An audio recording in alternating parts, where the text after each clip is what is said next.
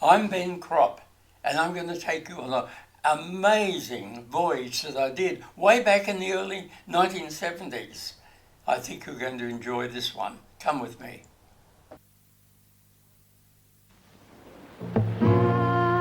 Beyond Australia's Great Barrier Reef out in the Coral Sea, there are hundreds of smaller reefs, mostly uncharted and unexplored.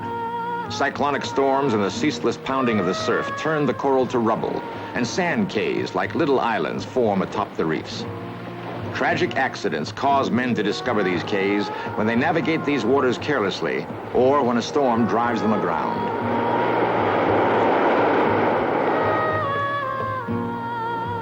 These islands abound in irony. The very cays that can wreck a ship also offer the survivors of those wrecks their first and perhaps last sanctuary. To us, the dazzling white sand and the wonderfully clear water seem beautiful and inviting. Actually, these islands are too barren to support human life. This is one of my most amazing adventures that I had, because we headed north and we were looking for shipwrecks, including the most famous Pandora. And while looking for the Pandora, we actually found 25 old sailing ships. And this is the story, our adventures way back when I was much younger, looking for all these shipwrecks in the northern Great Barrier Reef. These monuments and headstones, what the castaways left behind, attest to that. Requiring far less than people to survive, the birds and beasts who seek shelter here starve, succumb to predators, and all too often fall victim to the terrible heat of the unsheltered beach, as this giant sea turtle is doing. At Raine Island, we found 550 dead turtles that had died in the last breeding season. That's a terrible lot. And we actually tried to save some of the ones that we found alive. We found 15 alive, but we only actually rescued a few of them because the temperature on Raine Island was 55 degrees centigrade. It was exhausting work, and too much so to go and try and save all the turtles. But this is nature. Nature does kill a lot of turtles, but it does also allow hundreds of thousands of turtles to nest and millions of baby turtles to hatch. Their histories, as far as man is concerned, thus begin in tragedy. But just as the coral cays of the Great Barrier Reef gave hope of life to the castaways, they have, before and since, given hope of life to some of the reef's permanent inhabitants. It is to them that the birds and the sea turtles of the coral sea come to nest. It is on them that life begins for the young of these species. Yet as they did for the shipwrecked sailors, the cays impose on the sea creatures seemingly impossible odds against survival. Still, like the men who were driven here by blind chance, many of the creatures who come here out of blind instinct do survive. It is this drama, one of the most moving in all nature, that we will see played out on this stark stage.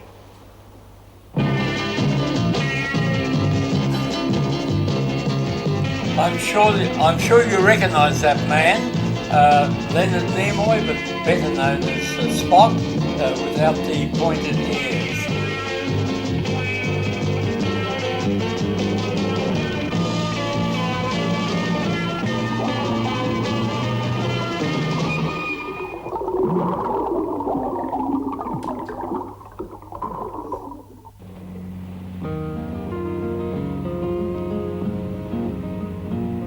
With Ben Cropp at the wheel, his wife Eva in the party, and naturalists Carl Limpus and Peter Ogilvy attending to scientific matters, the Beaver, Ben's 48-foot Grand Banks cruiser, sets forth on an expedition.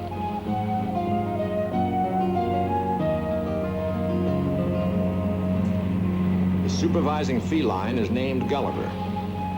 They will travel the entire length of the Great Barrier Reef, always keeping to the ocean side of it, so they can explore the cays and reefs of the Coral Sea. The scientists work for the Queensland Park Service. This cat is actually a very famous cat. other than Felix, probably the next most famous cat. We called him Streaker, and he had his own commercials on TV. His payment was free whiskers for 2 years, and I took the money, he took the whiskers. And he was a household name, very, very famous. And when he died, he actually got an obituary in the paper. Now, can you imagine? The first and only cat to get an obituary in the newspaper. Determine which of the small islands should be placed under protection as nature reserves.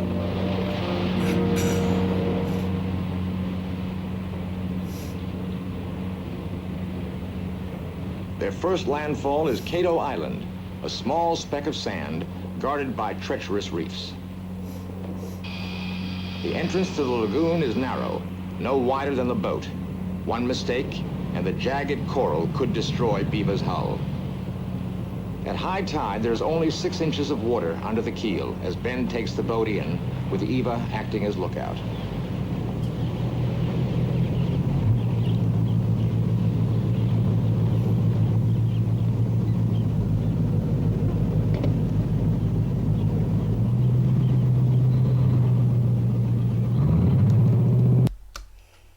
That would be the most difficult entrance into any lagoon at Cato Island. I don't know how we made it each time, but any bigger, the boat just could not, because we had to do these dog legs, and the stern of the boat actually would pass over that shallow coral. We didn't hit it, but we had to do it at high tide.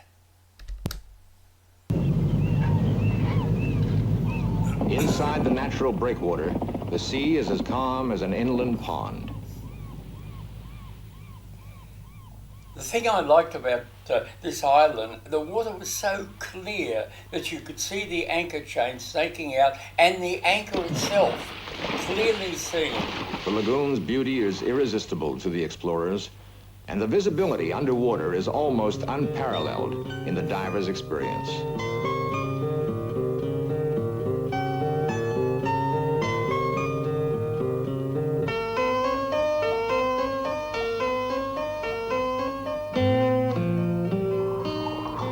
Cropp seizes the opportunity for archaeological investigation.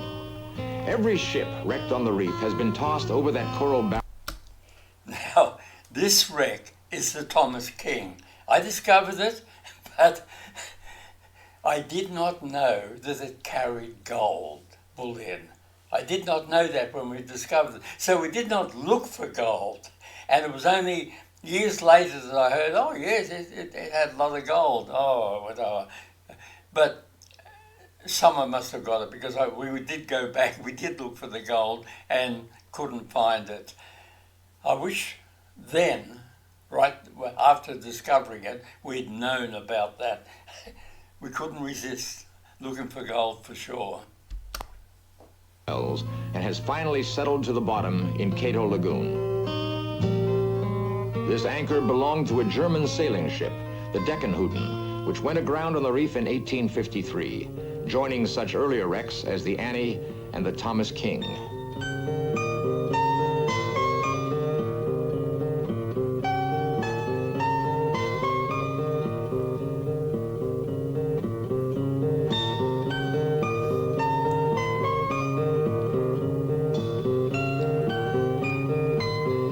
I just love finding wrecks. I've been very successful at it, but there's no greater thrill than finding an old sailing ship and looking for maybe treasure.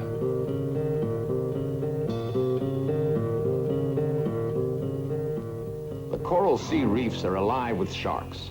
An anchor dropping, the plunge of a diver, these are enough to attract their attention. Ben is pleased with the chance to add to his library of shark footage. A fish is speared in order to bring the sharks closer to camera. It is standard procedure for him, but this time, the results exceed his expectations.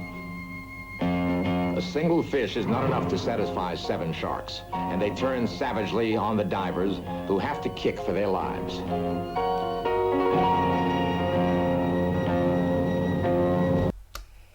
that was the most frightening experience I've had. That was my first real shark attack. And not just one shark, but six sharks, six whalers. And I've got to admit that I panicked. I just kicked backwards, kicked at them. I had to stop them getting past my legs, my flippers, and I was scared. Believe me, it was the worst possible attack that I could have. Six different whaler sharks.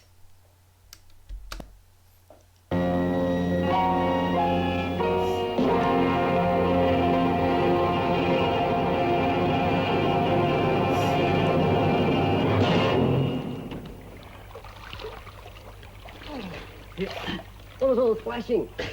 Oh, jeez. We had a few sharks at us. I don't know, I think they're trying to chew us up. Wow, did you get it on film? I don't know, Cole. I was a bit too busy kicking them up all the time. I tried to keep my finger on their button, but I don't really know. We'll have to see when we process it. The shark attack consumed only 12 seconds worth of film, but it was the most intense 12 seconds Ben Cropp has ever experienced. When he returned home, he had the laboratory print this film in slow motion so that he could study more closely something that happened too fast for any of the participants to recall in accurate detail.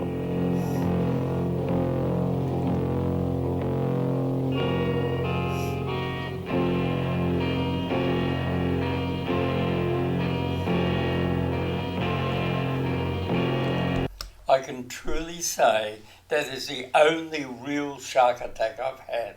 I've faced others, tigers and so forth, but nothing like this. This was a real attack. If they got past my flippers, then I think I'd be chewed up. They're only small, but six of them makes it a big shark.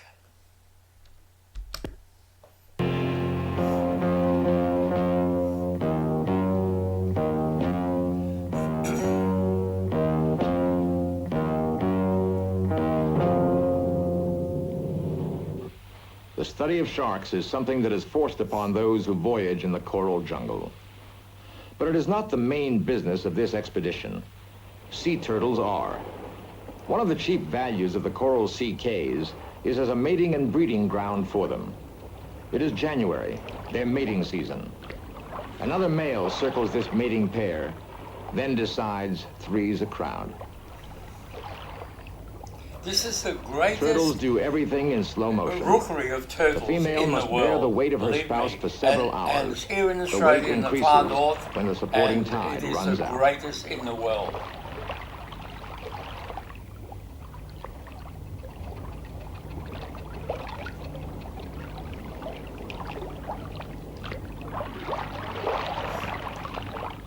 Sundown brings welcome relief from the heat of the day, well over 100 degrees in the summer months. The cool of the evening brings the cay's bird population to life.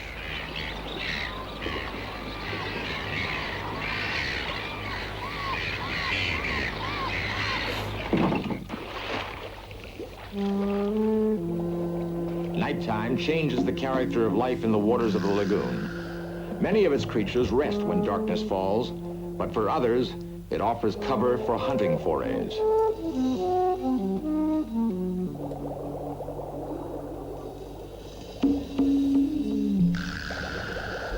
You know, your first night dive out in the coral sea can be frightening, but most important, you've got to forget about what's behind you that you can't see and only concentrate on what the light lights up. If you start worrying about what's behind you, then you will not enjoy the dive.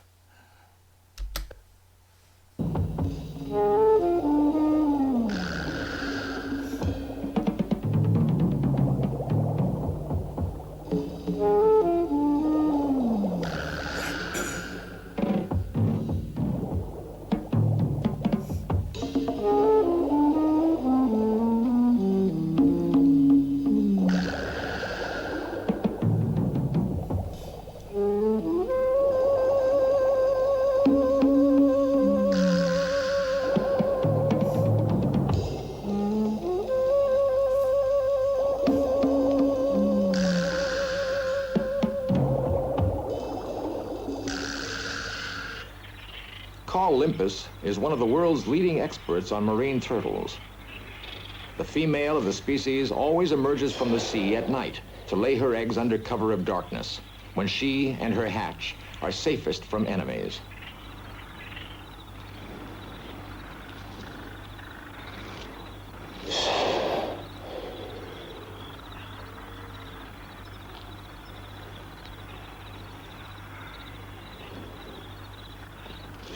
Carl counts 110 eggs laid by this turtle during her long and exhausting labor. Meantime, Eva Cropp is following the tracks of another turtle. In order for their eggs to be safe, they must be laid above the high tide line, a long, tortuous journey for the mother. Before she can begin to lay her eggs, she must dig out a hole some 3 feet deep in order to protect them, then cover the eggs with sand before she leaves. The female will return to this beach 6 or 7 times every summer to repeat this process. By the end of the breeding season, she will lay up to 1,000 eggs.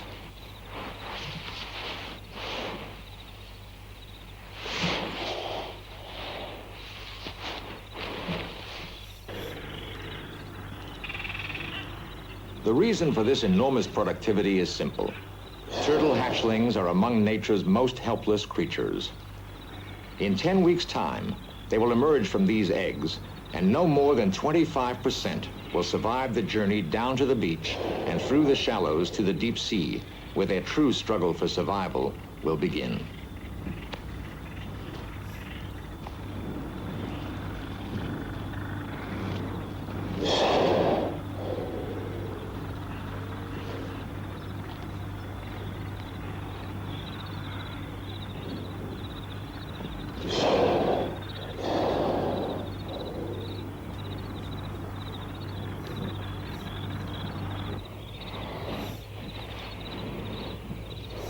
Marine turtles have been a protected species in Australian waters since 1968, but that frees them only from the perils of human killing, perhaps the least of the hazards they face.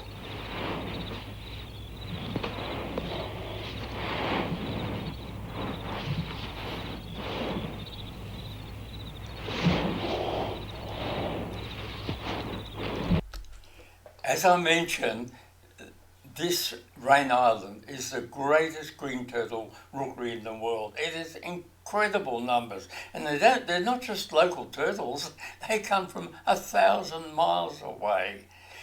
That particular visit we made, just in that 4-hour period from about 6 p.m. to 10 p.m., about 9,000 turtles came up to breed. There were so many that you could actually walk the island on by stepping just on top of the turtles. That's how thick they were. And in the whole day, the 24 hours, because there sometimes wasn't room enough at night, so they'd leave it for the day to come up, there were some 16,000 green turtles laid their eggs in one day. And they would climb all over each other. They would bury each other. And that was the problem. That literally they were burying each other, and that turtle would die. And that was the cause of some 550 dead turtle carcasses that we found at Raine Island from the previous nesting.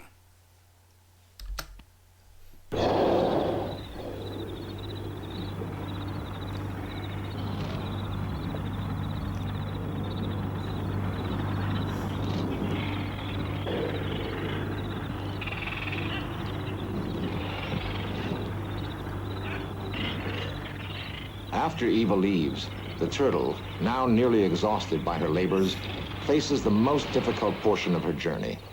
She must find her way back to the sea, to which she is much better adapted, without falling prey to the many traps this terrain presents to her. If she's caught on land after the sun rises, the heat could kill her. This is one of the fortunate ones.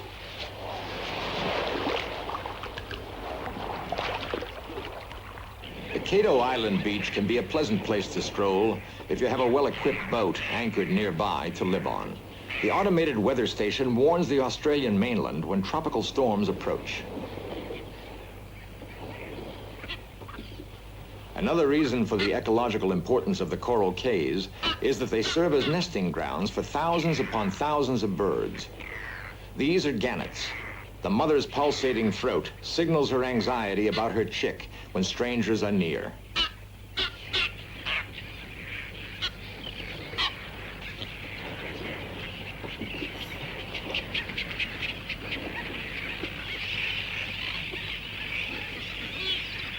Sooty terns are the most numerous element in Cato's bird population. Day in, day out, seagulls prey on unattended eggs and on the defenseless chicks. The mother may briefly defend her clutch, but most of them appear to be surprisingly indifferent to such natural disasters.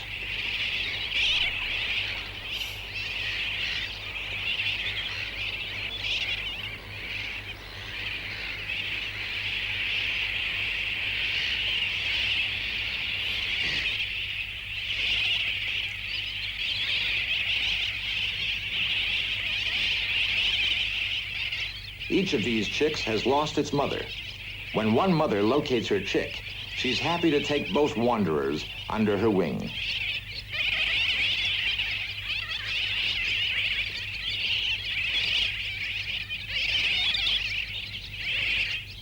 Meanwhile, the other mother, confused and angry, searches for her offspring.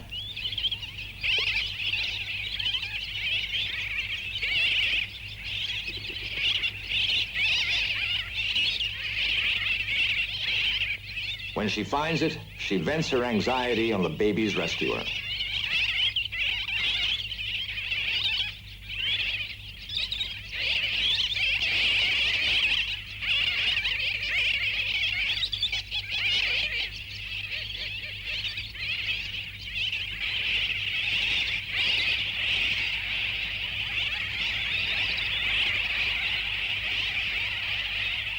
It's not easy to grow up in a tern colony. Everyone looks alike, and curiosity is usually rewarded with anger. The colony's indifference to the problems of the individual chick is complicated by the fact that there is usually not enough food to go around.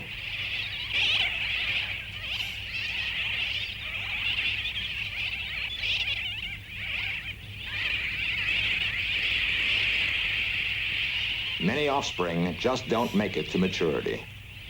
Terns squabble endlessly over their places in the colony. The young acquire their feisty habits from their parents. A tern colony is like an overcrowded city. A family quarrel can flare into a dispute that involves the entire neighborhood.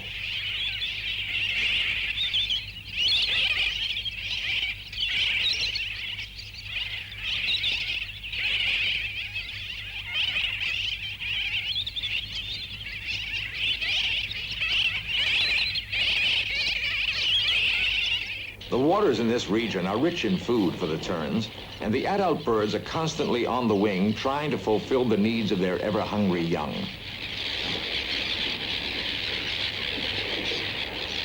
The adults pre-digest their catch in their gullets, then regurgitate it into the beaks of their chicks. Yet, despite the apparent abundance of the food supply, some of the chicks do go hungry. A growing colony of terns simply requires more food than the sea can supply, or the overburdened adults can carry back to their offspring. The heat of the cays takes a terrible toll on the birds, draining their strength. And if they've overextended their energy in the hunt for food, it renders them unconscious. Left unaided, these birds have died on the beach. Eva Cropp, along with her friends Bob and Gina Stevens, members of the boat's crew, cannot stand nature's cruelty. They spend the day rescuing and reviving the exhausted birds.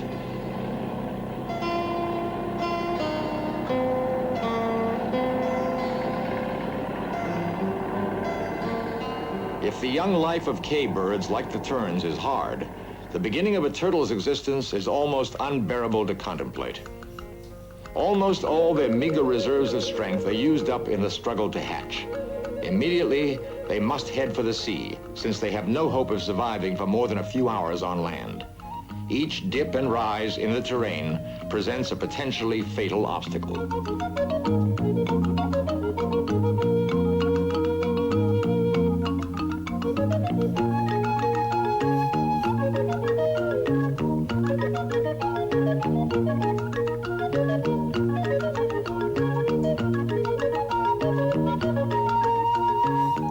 Even a tiny bit of beach foliage can represent a possibly deadly entanglement.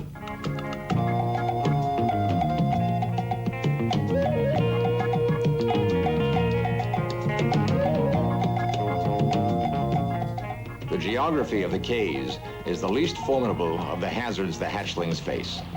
The gulls are always on the alert for food, and the defenseless turtles, their unformed shells offering no protection, are easy prey.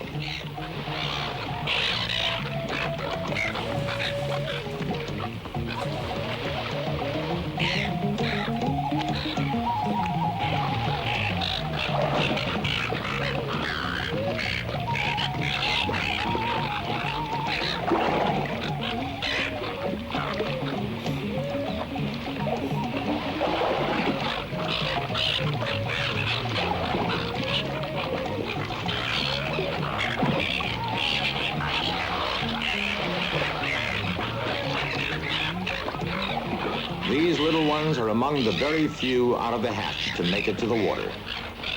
Even there, however, they're not safe from the aerial onslaught.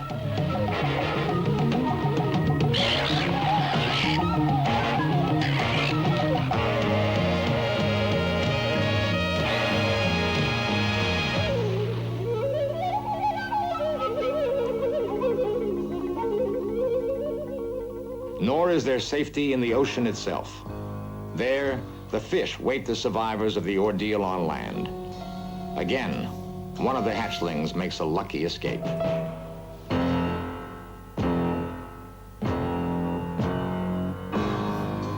Still, by air and sea, the uneven and deadly struggle continues.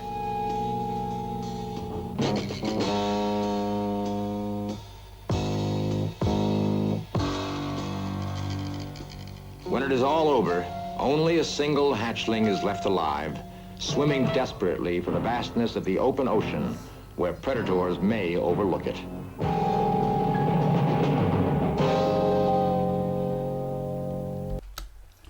You can see what an amazing place this Raine Island is. It's unbelievable. There's nothing in the world like it. And these two scientists I brought along, I stress very strongly, you've got to get this place protected. You must protect it. And they said, yes, Ben, we'll do that. And they did. They got it protected. And then they rang me and said, okay, Ben, it's protected. You can't go there anymore. And I've never been able to step back on Raine Island since.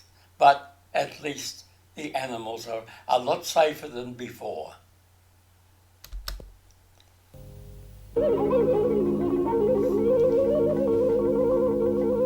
All summer long, the timeless and tragic drama of the young turtle's fight for life is reenacted on the beaches of the Coral Sea cays.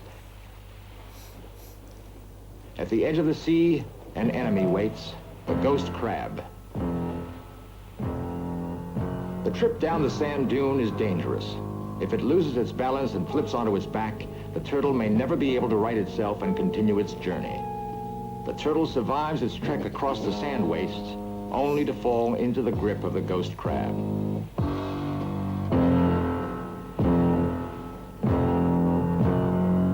Somehow it manages to twist itself free, but fate for this creature is sealed. Stumbling into a branch, it finds it cannot free itself. Ever the opportunist, the ghost crab sees the turtle's plight and moves in for its merciless kill.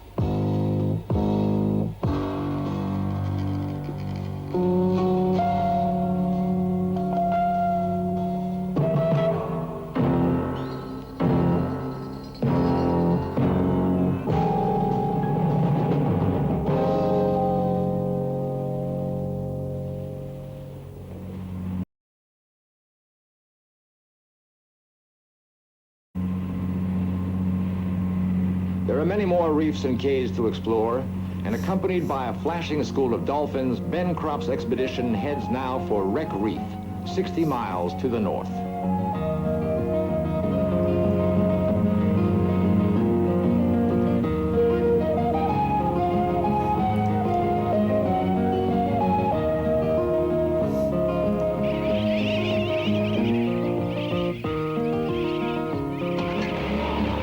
Wreck Reef was named by Matthew Flinders, the man who first charted the Great Barrier Reef in 1803. Flinders thought his safest course was to keep to the seaward side of the reef. He was unaware of the coral cays, and both of his ships ran aground here.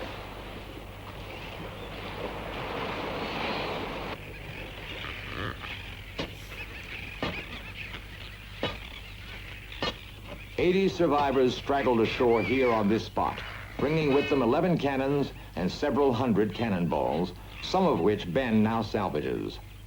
The weapons were of no use against the real enemies of the castaways: hunger, thirst, and heat. These they endured for 6 weeks, while Flinders, in a remarkable feat of seamanship and endurance, rowed 600 miles back to Sydney for a rescue ship.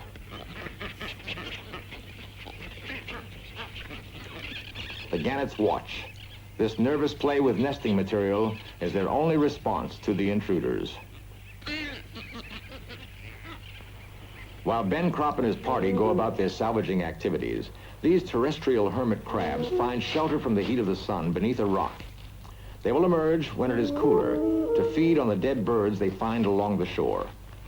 This one has decided to exchange the cramped shell he borrowed sometime earlier for something a little roomier and more suited to his growing needs.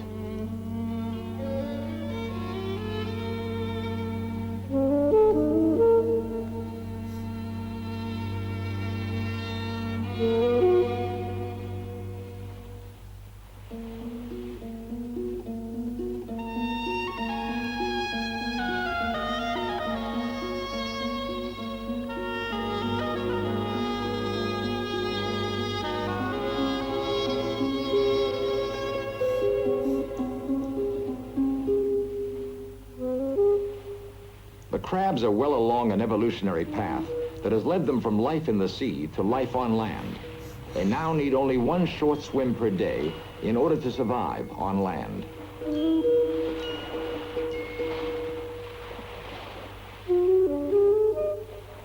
The cannonballs remain in excellent condition. Chemical treatment will remove the sea salts that have corroded them. They will be donated to a historical museum.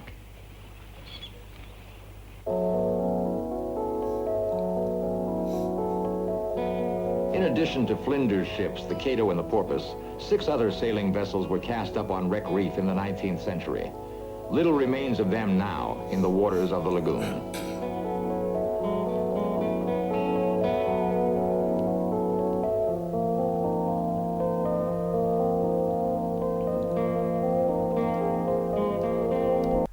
This is what a cannon looks like underwater. It just looks like a rock, but if we poke a knife point into it, black stuff will come out, and then we know it's an iron cannon.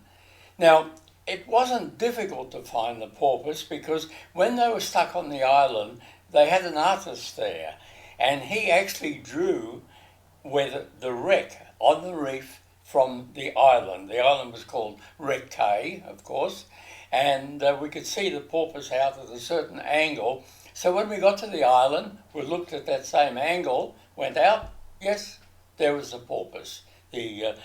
Most of it was in the surf line, but luckily we did strike some beautiful calm weather and were able to get right in over the top of the wreck, where she broke up on top of the reef here.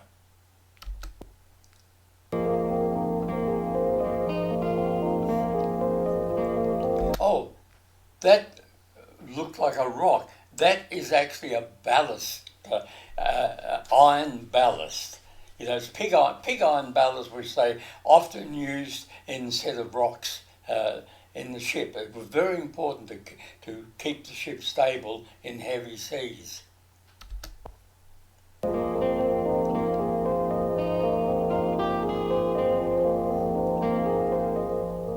A sea snake stands guard over the remains of the antique ships. Its mood, however, is more curious than defensive.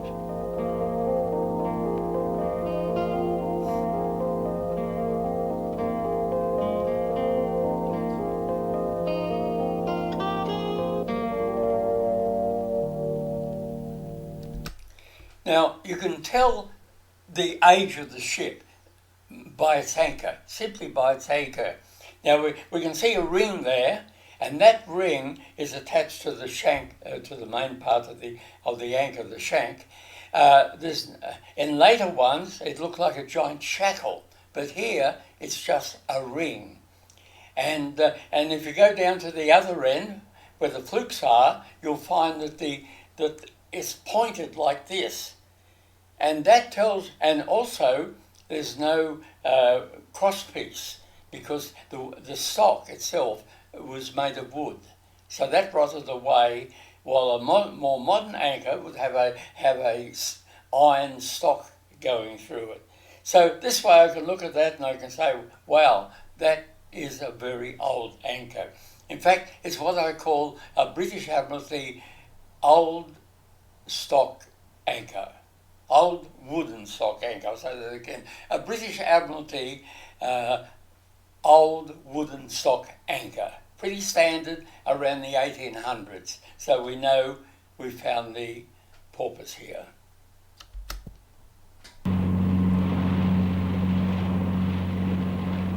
The explorer's next destination is Lizard Island, another 150 miles north. In 1770, Captain Cook, the first great explorer of the South Pacific, stood on this hill to look for an opening through the reefs for his ships.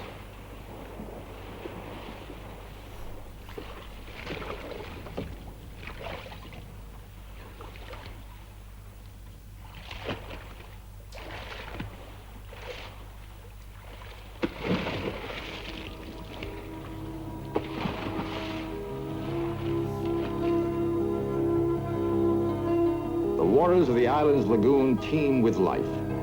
This turtle is probably on her way to one of the island's nesting grounds.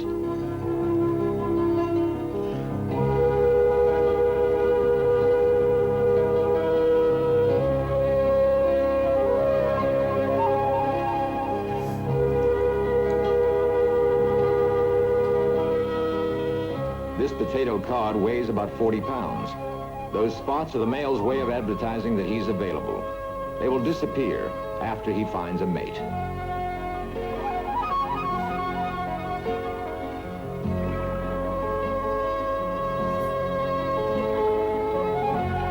In contrast to most of the Coral Sea Islands, the terrain of Lizard Island has a lushness that compares very favorably to the richness of the seas around it. There's even a small rainforest, luxuriant in foliage to explore.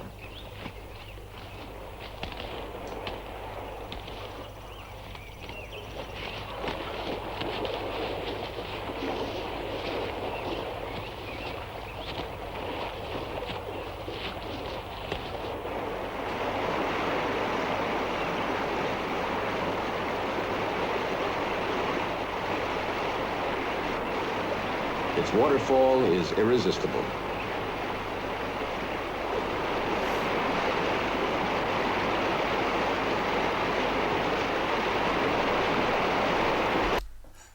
The first time I ever went to this little fall on Lizard Island, I got to the bottom of it and I heard this music wafting down. It was flute music.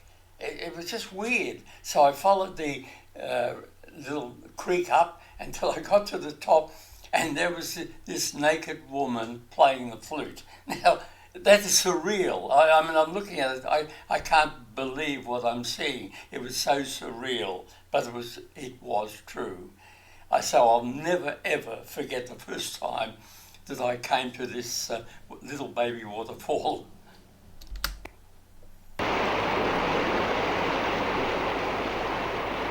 One expects to find lizards in a rainforest. They seek it out for the same reason the explorers do, because it is cool and refreshing. This friendly thing is known as a skink. On the beach, the explorers find the wreckage of the Capricorn. Think of it about that little lizard. It's a female. It's on its own on an island, but it can reproduce. It does not need a male. Thank goodness that these animals are quite rare. We don't want too many females like that. Last year, the wreckage had drifted 1,000 miles to this island.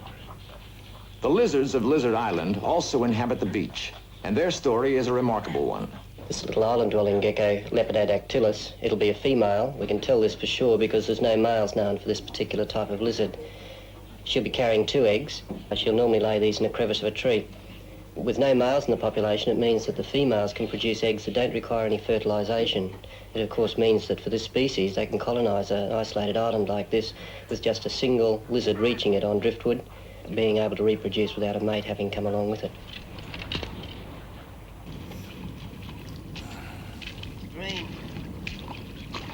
A lone turtle stranded on the beach gives Carl and Peter an opportunity to gather scientific data.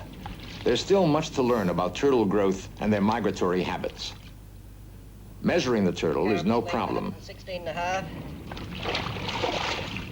Width, 108. Tag number X1851. What is it? Oh, hurry. The turtle's shell has been punctured as it crawled over the coral of the reef. Scales. Weighing this character is no easy task.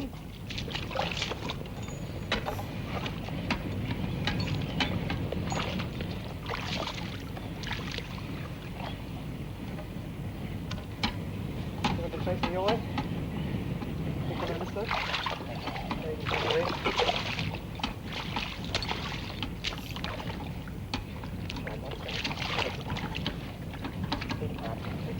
Okay, up.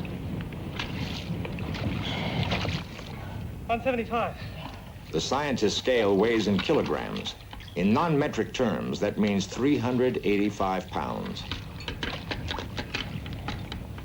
When this turtle is spotted again, the scientist will be able to discover how far it has traveled and how much it has grown. The new information will be compared to the data they have just noted.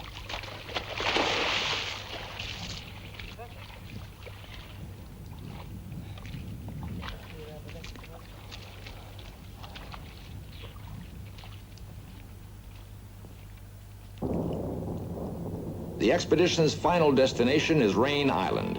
It is a famous, even notorious turtle breeding ground, presenting more natural hazards both to nesting females and their hatchlings than any of the cays where they come to renew their species. We came back to Raine Island in February, which is cyclone season. Luckily there was no cyclones, but we wanted to film the baby turtles hatching. And we came at a most incredible time that has never been documented before. When a storm came in, you watch.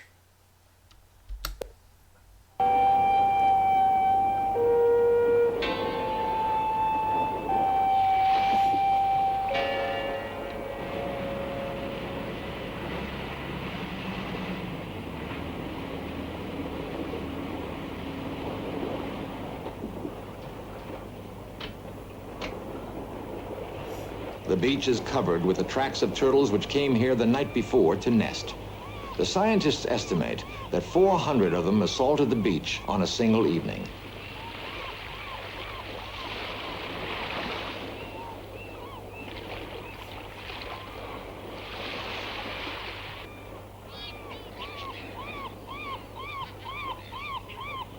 Ben and his party know this island.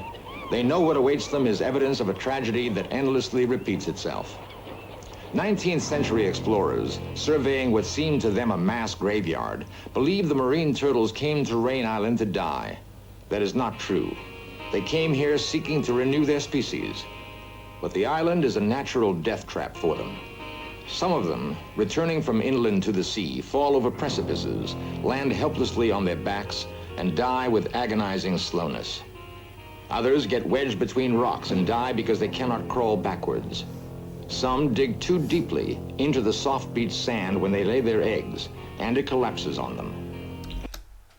since then, they put rails up around the top of the beach rock so turtles can't fall over and kill. So that saves some. But remember, this is nature. It's inevitable. If you've got tens of thousands of turtles nesting, some will die. A very small percentage, maybe 1%. I want to talk about the beach rock here. Now, you've been seeing all this rock around. There's no true rock on a coral cay. We call it beach rock. And what happens is that you've got sand built up, and when it rains, that water permeates down through and solidifies the bottom of it, turns the sand into a conglomerate of rock that contains shells and sand and so on. But then these cays move. So when they move a little bit because of storms and so forth, they expose the bottom of that old cay, and that's the beach rock. So what you're seeing here was once covered totally in sand. Now it's exposed and looks like rock. Oriented on the open beach and die of heat exhaustion. The expedition counts the corpses of 680 females who have died this summer alone.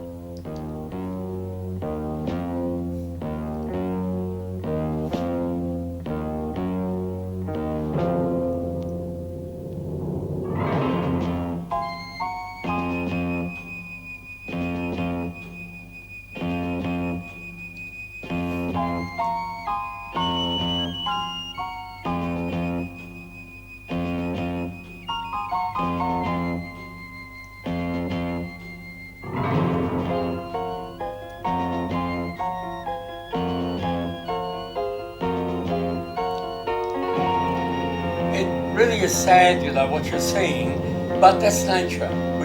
We shouldn't really do much about it. Try and save a few, but mortality is typical in animal life.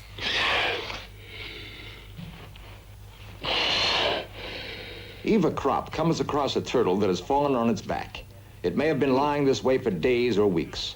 Unbelievably, it is still alive, and helping hands offer it salvation.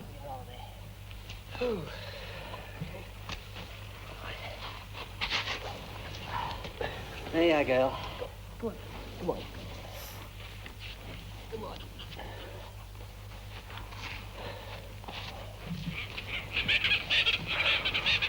Remember I said that It was so by hot dehydration here that and desperately when we found requires 13 of Carl these and Peter turtles believe, however, alive, that it we is could still only strong rescue enough a to make few its of own them. way back to the heat sea. was too difficult to try and rescue the whole lot.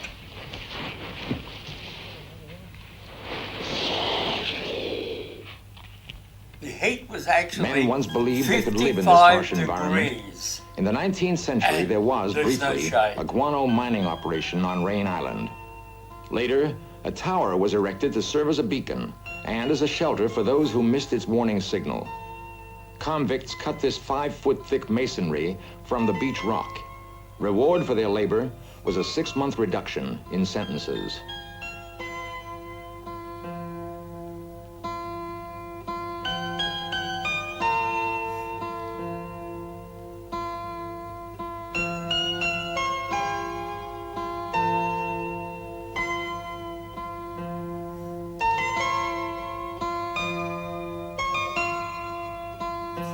According to the inscription carved in the wall, if a castaway has the strength and means to dig 7 feet to water, he has a fair chance to survive.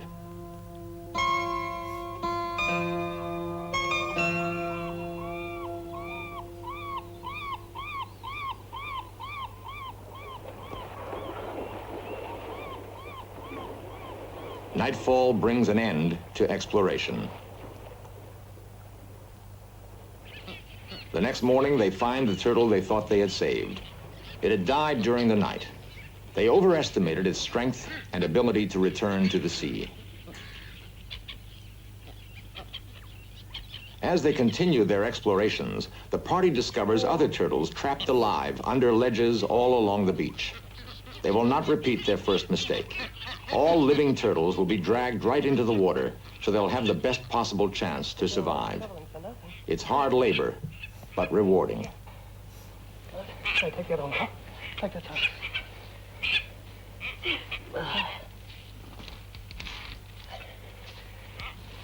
On your way.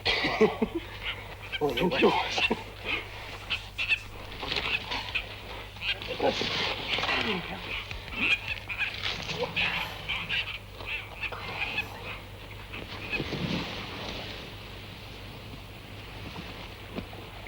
Can you imagine doing this in 55 degrees Celsius?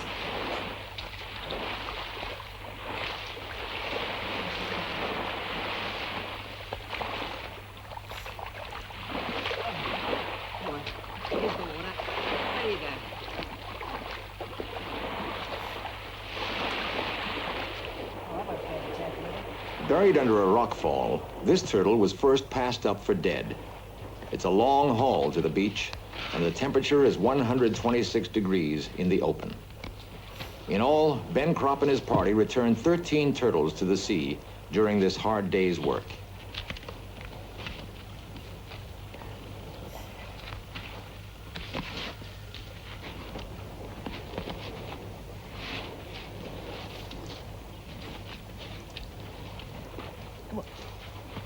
Isn't it amazing, how these turtles survive? I mean, they were there for weeks before we came along, and they're out of their habitat, extremely hot at 55 degrees Celsius, or 120 odd degrees Fahrenheit, and I think the best way of no this water. Here. We'll drag it. I can't believe that they survived this long Short way to the beach. before we saved them.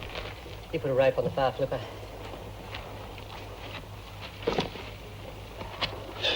Steady, girl. Oh, you've been here a long time, girlie. Oh, you don't appreciate what we're doing.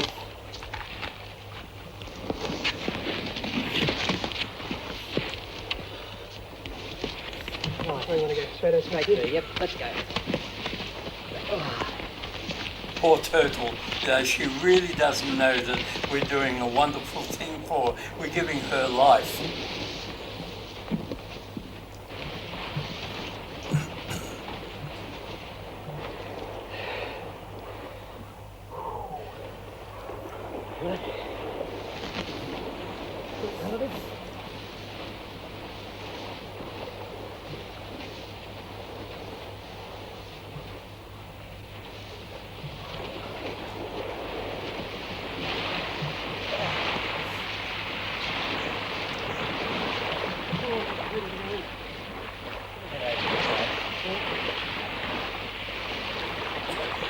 We were young and healthy then, in our 30s, but now 88, no way would I go and rescue a turtle In the anymore. intense 126-degree heat, the cool water is as refreshing to Call and Peter as it is to the turtles.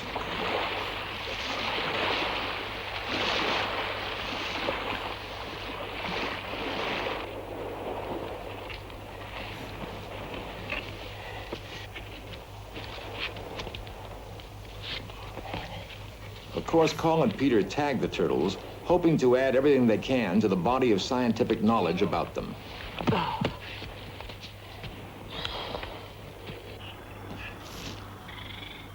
Even at night, the quest for scientific information continues. Call wants to count how many of these eggs actually hatch. Raine Island is the world's largest turtle rookery. One night, observers counted 14,000 turtles crawling up the beach to nest.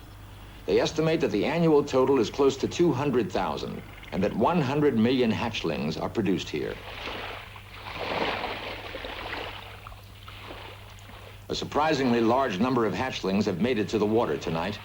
Eva and the scientists keep a watchful eye on them, knowing that sharks have congregated offshore to await them.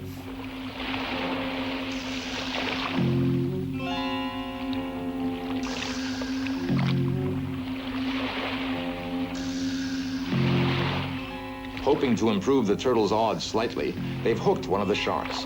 The creature is not yet dead. And neither is the hatchling it recently swallowed. It struggles to survive its captor's death throes and fails. In death, the enemy shark becomes a resting place for the hatchlings, a place to pause before continuing their swim for the open sea.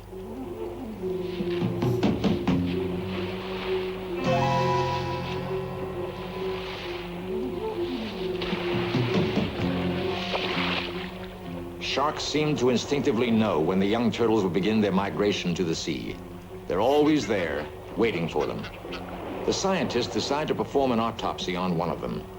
It's not a pleasant task, but it does give them some idea of how extensive the creature's diet is.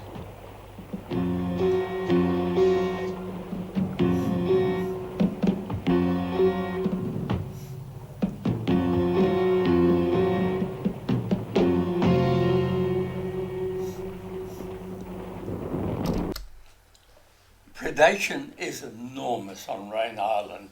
I mean, just one shark had 13 babies inside it, and there were hundreds of sharks. But they, in that one season, they estimate 100 million babies made it to the beach. 100 million.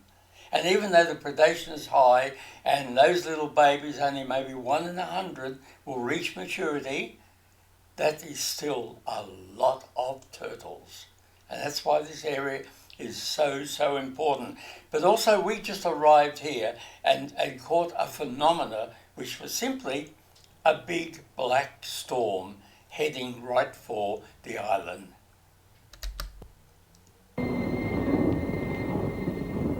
A storm is brewing off Raine Island, and that means more trouble for the turtle hatchlings in the form of a cruel deception. Experience has taught the sharks that a storm brings the young turtles out in daylight, when they're even easier prey for the marauders.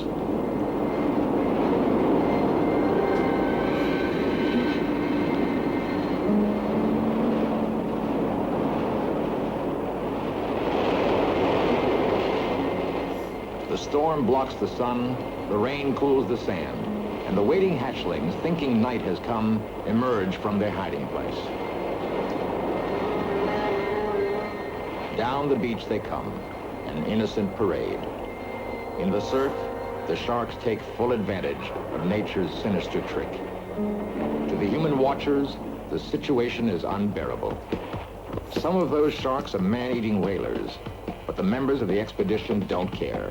They must try to help the turtle hatchlings as best they can.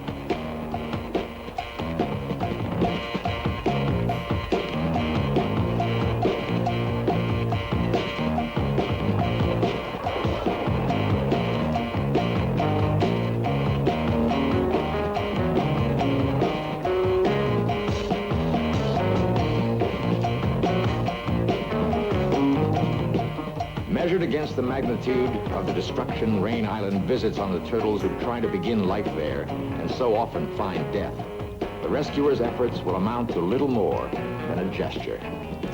But it is by such gestures that we measure our humanity and define the difference between us and the other creatures with which we share the world. You know, we were lucky. We saw it and recorded for the first time ever that phenomena of the babies hatching in the daytime because they were deceived by the storm. But think about it, this has gone on for millions of years, and the sharks themselves are conditioned to that. If the storm comes in, then if it goes dark, if it's near the hatching period, then every shark knows get in close and have a good feed.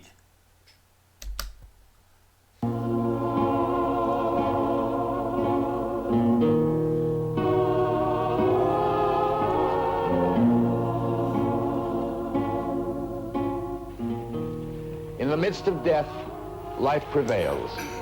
The sufferings we've witnessed are pathetic, seemingly senseless.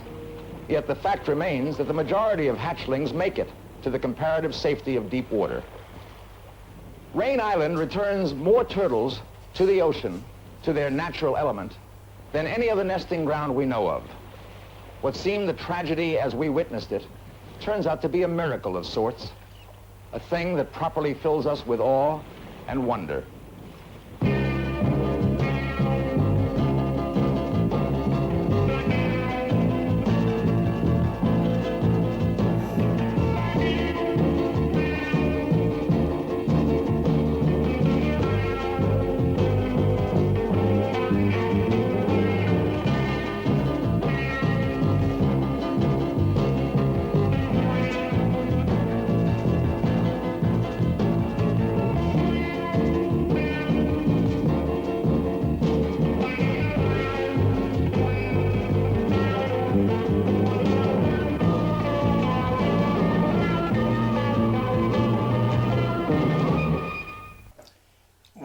that was something.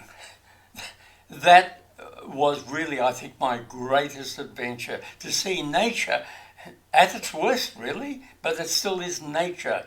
So many animals died, but yet it was normal. It was nature.